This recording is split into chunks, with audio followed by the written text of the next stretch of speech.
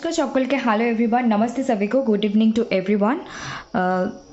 सो आज हम शुरू करते हैं। पहले मैं बंगाली में बोल रही हूँ, फिर हिंदी में बोल रही हूँ। प्लीज़ कंटिन्यू कीजिए और साथ में बंगाली हिंदी को कंटिन्यू कर रही हूँ और इंग्लिश में नहीं कहूँगी क्योंकि आप लोगों को पता है कि ये क्वेश्चंस लिखी हुई है खाता में इंग्लिश में ही।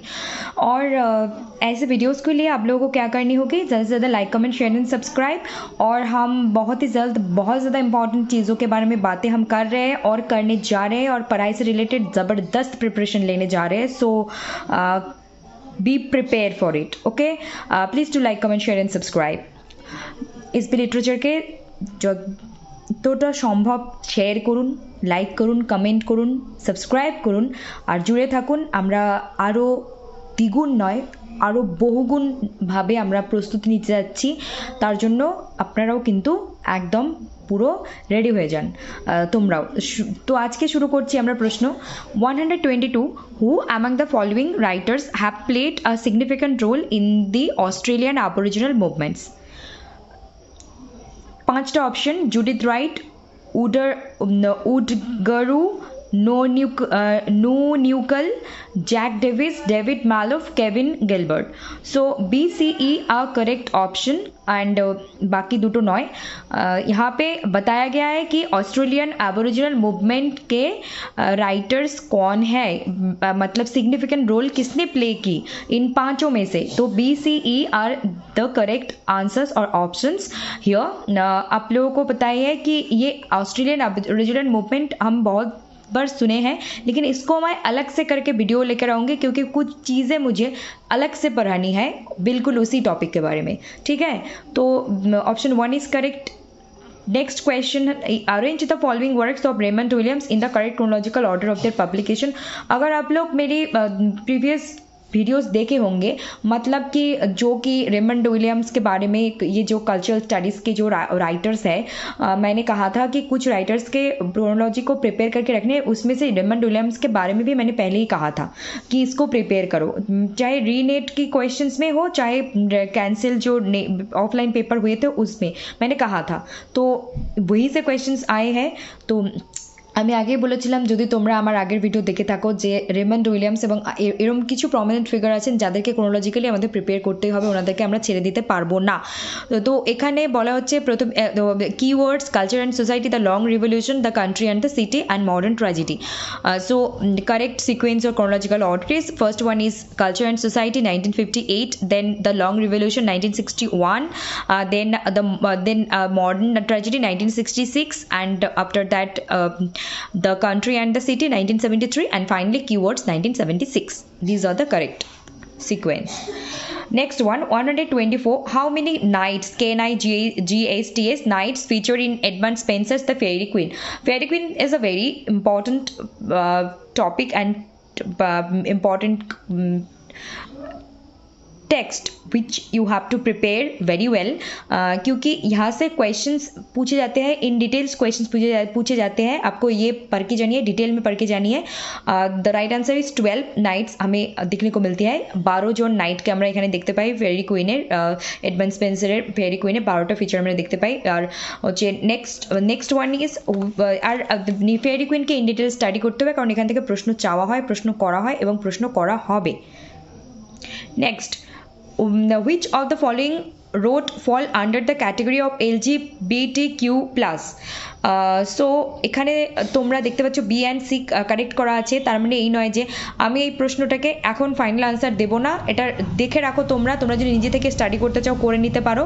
अगर आप लोगों को खुद से पढ़नी है ये आप कर सकते हो, लेकिन मुझे लाइक ऑस्ट्रेलियन एबोरिजिनल मूवमेंट के जैसे हार्लेम रेनेसा के जैसे LGBTQ+ के टॉपिक को डिटेल में आप लोगों से पढ़ानी है, टॉपिक को क्लियर करनी है, कॉन्सेप्ट को क्लियर करनी है और साथ में ये क्वेश्चन का आंसर को भी हम सॉल्व करेंगे क्योंकि आप लोगों को पता ही है कि लगभग हम क्वेश्चन ख़त्म करने मतलब एंड में आ चुके हैं, लेकिन फिर भी 16 क्वेश्चंस हमें इन डिटेल डिस्कस करनी ड्यू है।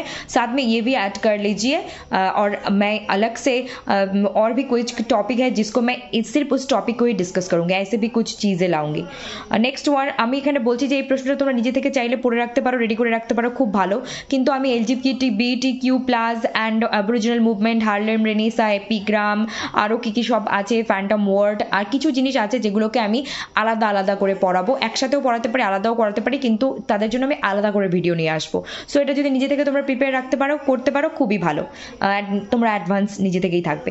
Next one 126, which among the following is not written by Jean rice.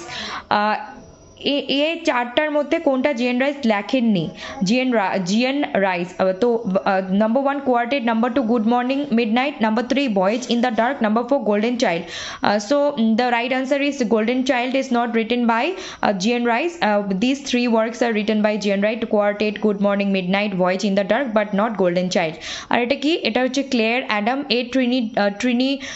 ট্রিনিডাডিয়ান author, একজন ট্রিনিডাডিয়ান অথর এই গোল্ডেন চাইল্ড লিখেছেন Clare Adam, CLARE, Clare Adam, एकजन Trinidadian author. Okay, this is extra information. यहाँ पे मुझे बोलनी है कि ये चारों में से वर्क में से कौन सी वर्क जीएन राइस के लिखे नहीं हुई है, नहीं लिखे है। Quartet, good morning midnight, voyage in the dark को उन्होंने लिखी, लेकिन गोल्डन चाइल्ड को लिखा क्लेयर एडम ने, और जो कि एक ट्रिनिडाडियन ऑथर है। ये एक्स्ट्रा इन्फॉर्मेशन याद रखनी है। ये चारों वर्क्स को आप गूगल कर सकते हो और किस क्रोनोलॉजी को प्रिपेयर कर सकते हो। ज़्यादा फोकस मतलब ज़्यादा डिटेल में देखने को नहीं कहूँगी, लेकिन आप थोड़ी बहुत गूगल करके रख सकते हो। তোমরা নিজে থেকে একটু গুগল করে রাখতে পারো এই প্রশ্নগুলো। আর অবশ্যই ফেয়ারি কুইনকে ইন ডিটেল পড়তে হবে, এবং রেমন্ড উইলিয়ামকে আরও ক্রোনোলজিক্যালি ডিটেল স্টাডি করতে হবে, এবং হচ্ছে আর অ্যাবরিজিনাল মুভমেंट আমি আলোচনা করব একটু সময় নিয়ে। मैं यहाँ पे एबोरिजिनल मूवमेंट को अलग से डिस्कस करूँगी। आप लोगों को रेमंड विलियम्स को और क्रोनोलॉजी के साथ प्रिपेयर करनी है। फेयरी क्वीन को अपने आप से खुद से डिटेल स्टडी करनी है। LGBTQ को प्लस को भी मैं खुद लेकर आऊँगी, टाइम लगेंगे लेकिन खुद लेकर आऊँगी, और ये सारी चीज़ें आप थोड़ी गूगल करके रख सकते हो। This is it for today. यही है आज के लिए। तो please do like, comment, share and subscribe. Keep watching SB Literature and stay connected with SB Literature. Hit the bell icon so that you never miss an updates, and keep preparing for upcoming exam NT UGC NET SET and GATE। आप लोगों को बताया है कि अब हमारी net exam होने वाले हैं दिसंबर के एंड से जनवरी में। नेट के एग्ज़ाम के न्यूज़ से रिलेटेड भी वीडियो मैं लेकर आऊँगी एक दो दिन के अंदर ही, और इसके साथ ये हमारी 84-5 क्वेश्चन हम खत्म कर चुके होंगे। फिर हमें अदर्स 15-16 क्वेश्चंस को इन डिटेल पढ़नी है। उसके साथ कुछ कॉन्सेप्ट्स को मैं फिर करवाऊंगी डिटेल में, जो कि बहुत इंपॉर्टेंट है। प्लीज़ कीप वॉचिंग और do not miss and do not skip this video. आप लोग कोई भी वीडियो स्किप करके मत देखिएगा, क्योंकि आप लोगों को ही समझने में प्रॉब्लम होगी। अगर आप डिटेल देखेंगे तो आप लोगों की हेल्प होगी। তোমরা প্লিজ কোনো ভিডিও স্কিপ করবে না, যা দেখবে ডিটেল দেখবে, তাতে তোমাদেরই উপকার হবে, তোমাদেরই হেল্প হবে, বুঝতে ক্ল্যারিটি পেতে এবং বুঝতে খুব সুবিধা হবে, ইনফরমেশন পেতে মিস হবে না ডিটেল দেখলে।